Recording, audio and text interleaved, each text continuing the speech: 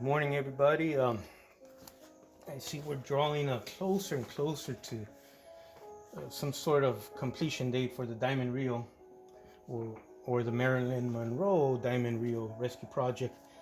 But there's a couple of little things I wanted to share, a couple little stumbling blocks that I had to overcome, and so maybe it'll help you guys in your projects. But and they really drove me nuts. Mainly, it was the stripping of the chrome on the individual little tiny parts throughout the truck, and that was a long, slow process. And then the part would not fit or would break, or I didn't like it. I'd go online, order new parts, different kinds, and I have to restrip it again. So it's been a long, slow, tedious project of just nothing but little paint stripping and redoing parts and stuff. But we're pretty much done with this very slow but very important process, because this is basically going to be the jewelry on the Marilyn Monroe. And by that I mean, this, you want to do it nice to make the model pop. And that's where I ran into issues, because sometimes I go overboard as far as, if it's not perfect enough for me, I fixate on it, and that's not healthy either. But what I do want to share with you guys, and this has been driving me um, nuts in a good way and a bad way, is fuel tanks. Originally on the Diamond Reo, I had ordered metal fuel tanks from Oslo, and I fell in love with them. You know, real metal, aluminum. You can polish them with fine steel wool and all sorts of fun stuff. And these wound up being a pain in the ass too. And actually, I'm a little bit disappointed because they're not real metal tubes. It seems like it's some sort of thick plastic tubing, might be resin, with some sort of metal aluminum sheet, either a sticker type, something to do with air conditioning ductwork, or some sort of industrial grade put over the tube, and stickers on the ends. So it just didn't feel like a real tube as it was advertised, or I thought it was advertised. Might be my fault. But when I went and put the bands on, I made a mistake, I believe, on this one, on another band. And I hadn't realized it, but a little bit of crazy glue had escaped on the back part where I wasn't watching anymore. And of course, my finger got on it. So when I went back over it with the steel wool, I started noticing that there's white underneath there, like a white tubing, PVC. I don't know exactly without taking it apart. I'm not going to take it apart. But that explained the sticker, and there's really no detail on here other than the selling point that I thought it was a real tube. That's the reason I bought it. Other than that, I would not have bought it, because I feel that the plastic ones have more detail. It's just to get the plastic ones to a more cleaner look, you got to go in there and really clean up, sand, get rid of those seam lines, because you're going to chrome your tanks or paint them in aluminum or stainless, whatever. They show up, they're going to stand out, especially since they're so huge and they're on the side of the frame on your rig. So I found the perfect size and thickness replacement in my kit stash back there. So I didn't want to pull a tank from a kit, but I felt I had no choice. Otherwise, this model was just going to flounder. So I went ahead and did that. This is what I want to share with you guys. Oh, by the way, on the Oslo aluminum covered plastic tubing tanks, I am going to keep them. I cleaned up the fending tank. I smoothed it out. I went ahead and primered it. I'll shoot it with gloss black, and I'm going to hit it with Alclad, one of the Alclad products, either aluminum, polished aluminum, chrome, even stainless, who knows. But we're going to use them on another project, and I'll clean them up and make them look beautiful. It's just, it was going to take way too long to do it for this project, and there was two of them that got kind of screwed up. I do like the look. what I'm gonna do, I haven't had time. I've been too lazy and too busy doing other stuff. What I am gonna do is I'm gonna find a source where I can get the correct real metal tubing. I may wind up getting my lathe back in here, and if I have to turn them down or turn them myself, I'm gonna do that. There's a new fellow here on YouTube who's got some pretty neat, interesting build videos, and he talks about real aluminum um, fuel tanks. And when you find them, when someone custom makes a small run, when you find them, you better buy them when you see them, because you go back, they'll be gone. He's right. So if I ever see another source for metal tanks, real metal tanks, I'm gonna scoop up a bunch of them. But this is what I got to work with. I'm gonna make them look beautiful. I just couldn't do it using the current supplied. It just, if I go in there and try and clean up that crazy glue or super glue residue, I'm gonna peel the aluminum off the tank, and you'll see more of that white plastic underneath. That was right there, and a couple of other spots. But on this one, it was a lot. So great tanks, just not quite what I expected, but I'll get them there. It's just not going to happen here in the Diamond Reo project. We are going to work with Ravel's fuel tank. I'm not sure what truck kit this is off of. I got a bunch of them, but we're going to use them. And I'm on the Ravel kit. Maybe I'll use the metal ones as its replacement. But this is what I wanted to share with you. Even with the decision to finally go with the plastic tanks, I was noticing I was having a big problem. I'd glued the tanks together inside and out along the seams, and I sanded off all the plastic imperfections, the attachment points and stuff like that. There weren't that many, but there are enough where they would stick out on the shiny chrome finish. I went back, smoothed out my seams, my putty lines. By the way, I use Bondo's spot putty. I always have, always will. I love this stuff. And when I was sanding, you grab your tank. You're going to have to grab it somehow. You put your finger in or by the sides. And I'd be sanding one side. And just the pressure of me holding this as you sand. As you sand, each stroke, your fingers tend to squeeze tighter and tighter than they originally were when you first picked it up. When we first pick these things up, we pick them up very gingerly. Oh, I got it. But as you're sanding and sanding and sanding and sanding, just the nature of the force of going this way or that way, you start gripping it tighter. And what would happen was I'd pop my seam in the back. I turn around and I see a little line where there was no line before. I realized what had happened. I said, no problem. I'll just go back and touch that little spot. I go back, try and finish this spot. Go back. Well, my line has started walking. Now, I'm like, what I do? Oh, I got to do it all over again. So you go back on the other side, you kind of clean that up, and now it starts to do it on the side. You just finished.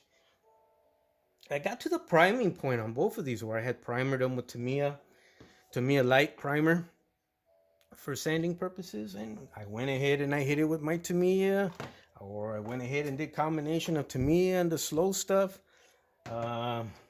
I hate crazy glue, super glue, even the industrial type, the stuff that's built by these people.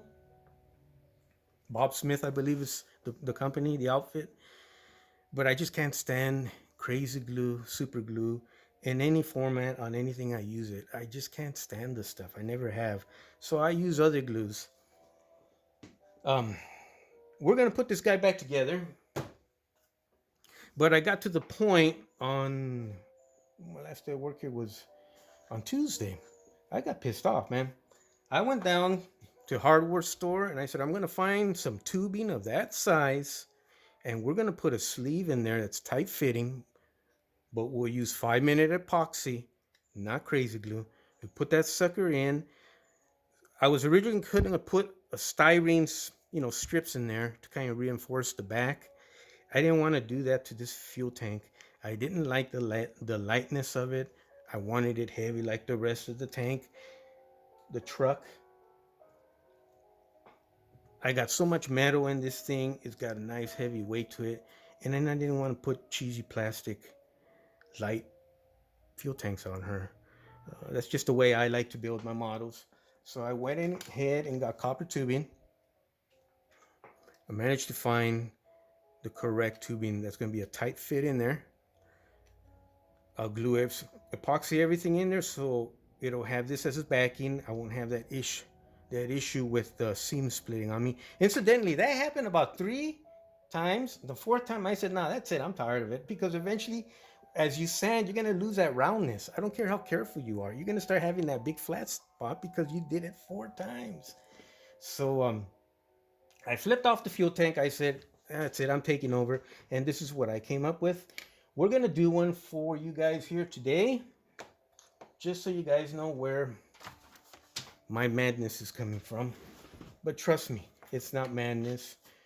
When I'm done, she's gonna have heavy metal, although plastic styrene coated, as a sleeve, fuel tanks, just the way I wanted originally. Only beautifully detailed fuel tanks with its straps, its clamps, as I wanted to do originally, as opposed to something so plain. But I will have a solution to this down the road when I'm done with this project. And absolutely, I'm going to share what I came up with. And anybody sees something they like and they'd like to put on their model, I'm not a business or anything, but feel free to contact me here and let me know what it is, what I can do for you. I'll be more than happy to get you those parts as long as it's not too crazy. But here we go. This is a 5-minute epoxy we like to use on our models. I rarely go to this, but I go to this as usually as like a final solution to a problem. I'm gonna stop doing that. I'm gonna start using. I always stick to the Tamiya products, but I'm gonna start using Tamiya and 5-minute epoxy exclusively. I think I'm gonna get away from the crazy glue pretty much forever. I don't like it. I never have, and I really can't stand that fog residue that builds up the next day. So 5-minute epoxy. We got 5 minutes to play with this. So you pour an equal amount. Of course. Oh.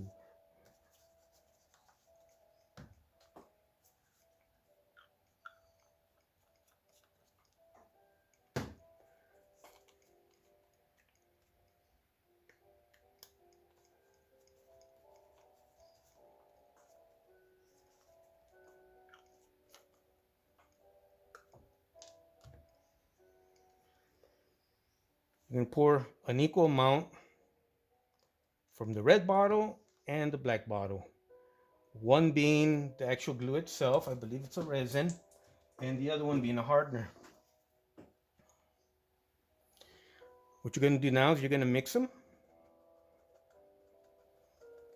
blend them into each other. And you saw how the bottle said 5-minute epoxy. That's exactly what they're talking about. This thing's gonna start to set in about 5 minutes. So we don't have that much time to play with. We're only gonna do one fuel tank here today for video purposes. And I kind of already have it started up right here. So I'm gonna put most of the glue on the inside, most of the epoxy on this portion up here, because when I slide the tube to the other end, it's gonna push the epoxy along. Kind of want to push it out the other end, and that will ensure I have the whole inside of the fuel tank covered. If I just glob it on this side too, as the copper tube gets pushed through, it'll push that glue out that I had just put in. Okay, we are gonna go along the seam.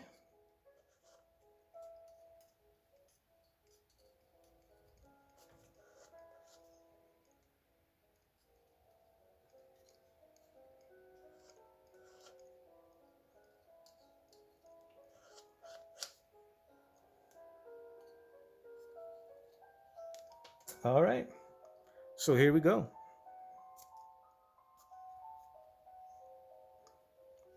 And you can see the glue, how it mushed out there a little bit. What we'll do there is we'll just kind of Clean it up a little bit because we still have to put our end caps on there. But there you go. It weighs more now. I'm squeezing it real hard. That seam ain't popping open. And it's epoxied in place. It ain't going anywhere. I'll clean up my seams. I'll primer it, make it all nice and smooth. You won't be able to tell anymore. At that point, it's always a good idea to put your end caps on at the end. Much better looking fuel tank, especially after I hit it with the Alclad, than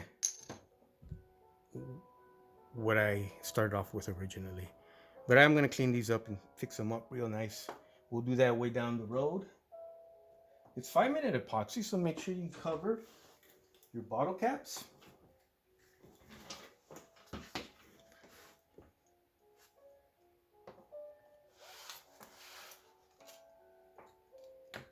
So there you go.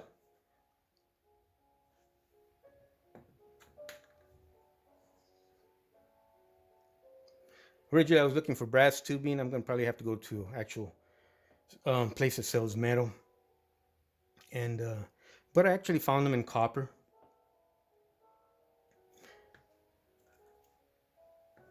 I'm really, really, really, really happy with the results of how this is going to come out.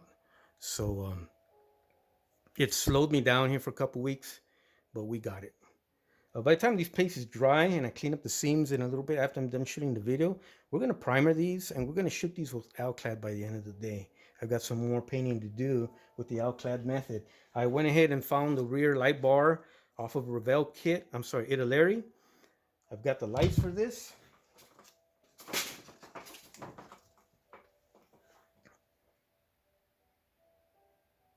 The turn signals for the front fenders.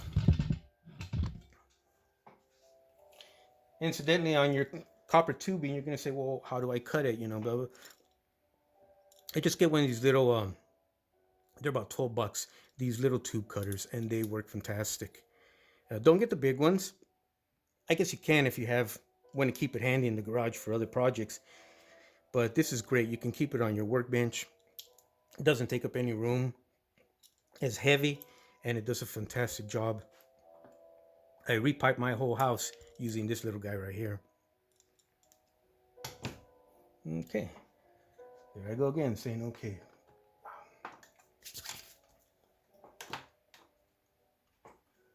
Things I wanted to share with you guys.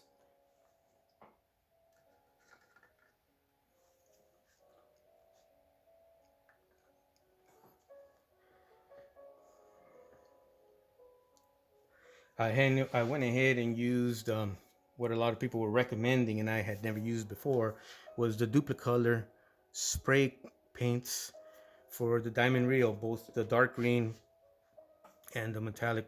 They're both metallic colors with sprinkles in them. But what I did is I did decanter the paint. I was debating whether to shoot out of the can or airbrush them, and I had never decanted anything. And I had to go and watch a lot of videos on YouTube till I felt comfortable with it. And by shooting through my airbrush, I am a painter, and I can paint like nobody's business with that airbrush. I felt more comfortable, more control painting it through my airbrush than from a can.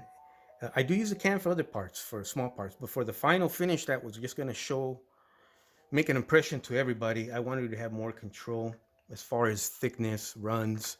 And with the airbrush, I accomplished that. So I did hit the front grille with Alclad stainless steel. We're going to put a black wash in there. I'm going to... Here.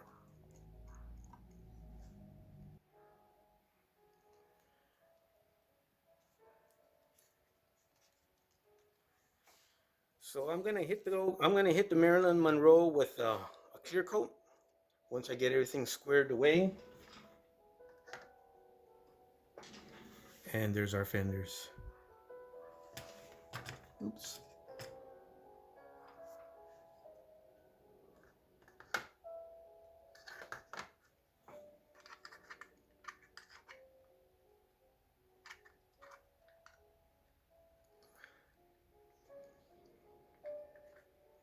So you kind of have an idea of kind of what I was going for.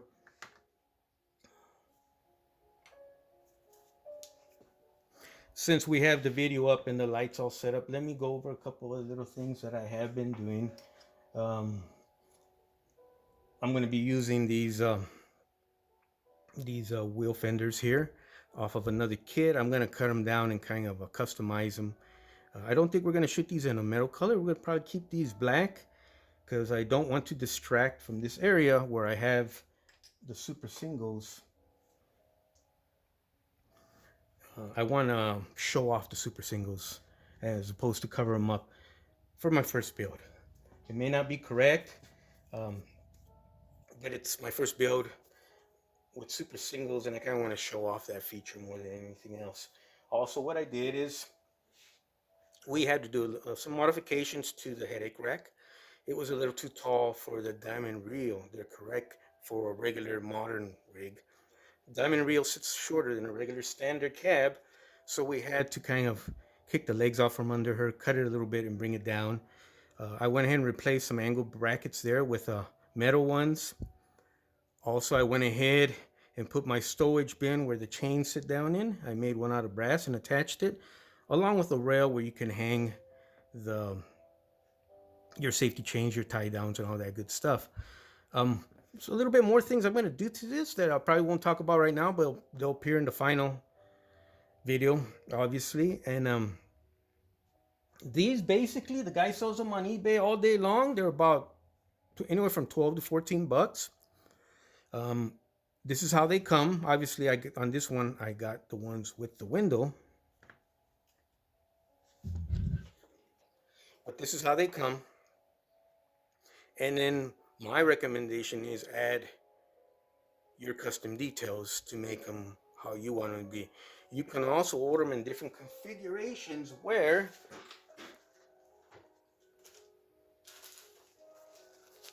he did all the work for you.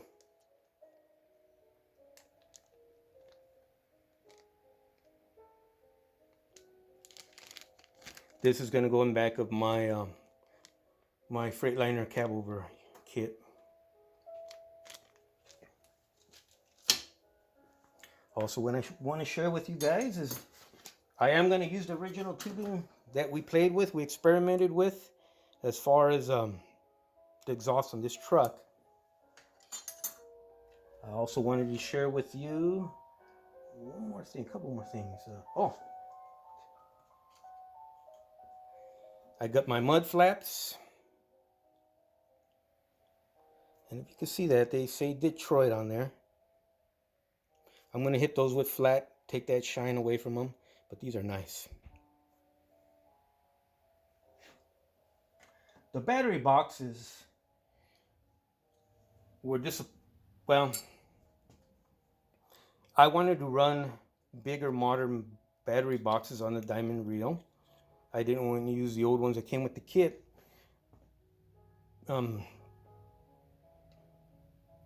These were off the Revell, that real inexpensive kit that they sell of the Kenworth. I think it's a 900. And I showed these in my last video where I cleaned them up and I made this metal backing to hide the big hole that was there. I still was not happy because I always had that hole. There's a notch or a hole in front of all of these right about there. And so what I did is I went back. I said, screw it, I'll just redo it. I cut this step off downwards this way. I took it off. I moved it upwards to cover up that hole, and then I re-glued it in place. It's not going to be as tall as it was once before, but it's the difference is slight and very unnoticeable. Also, the problem I had with the Revell Kenworth, Peterbilt battery boxes was they were bowed out like this. They weren't squared up and down like this. They were kind of like this. So I went in and I, using my belt sander, tabletop belt sander, I kind of cleaned them up, flattened them out. I hit them with Alclad. This would be stainless steel. Now these are battery boxes that I would not have any problem taking them home and showing mama. No more notch, no more opening. They're gonna be gorgeous. And let me see if I have one more thing to share with you guys before we sign off here. I think that's it. The project is gonna start moving along much faster now, especially now that I got squared away with those issues. Fantastic.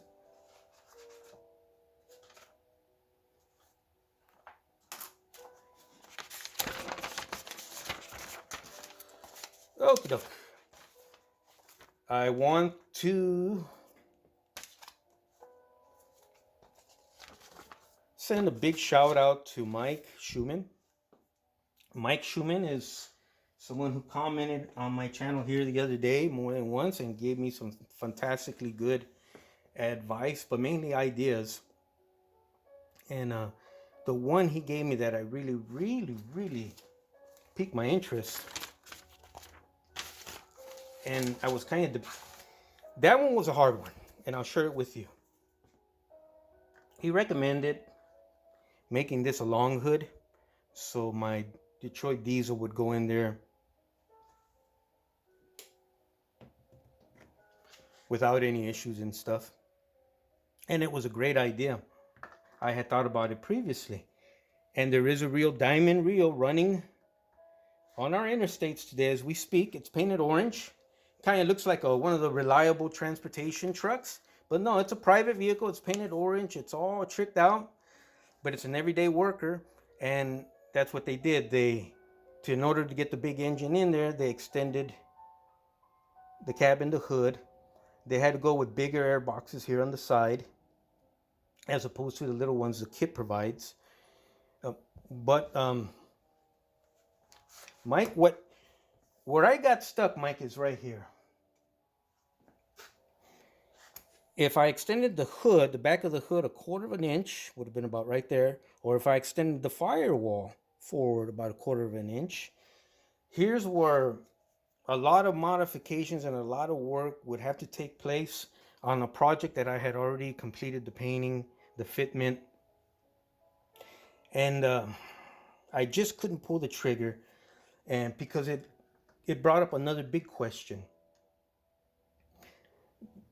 The shape of the V of the cab, if I extend the firewall forward, that means I have to bring in that V shape, the angle of the back of the hood, in order for them to match. Or vice versa, if I went ahead and extended the hood, that opens up even wider the angle, the V, so to speak. So I would have to do some sort of modification here, probably where I would have to straighten out the walls. So it was not just as easy as extending. There had to be a lot of modifications and body work to the opposite end, whichever way we decided to go on this, Mike. So I'll talk with you about that later on, because I do have a Kenwood project that I would like to turn into an extended hood, a long hood. And any help you can provide for me right there, Mike Schumann, that'd be appreciated. I want to thank you, because you made me halt the project, and I had to bounce this thing around in my brain and look at this thing, and I had already gotten to this phase, including the outclad, and I didn't have to want to reshoot all that. So great idea for my Kenwood project. It's going to be a heavy hauler. It's going to be one of those 3-axle jobs. But for the Diamond Reo anyways, I think pretty much we're going to leave it just as is. Otherwise, I'll never finish.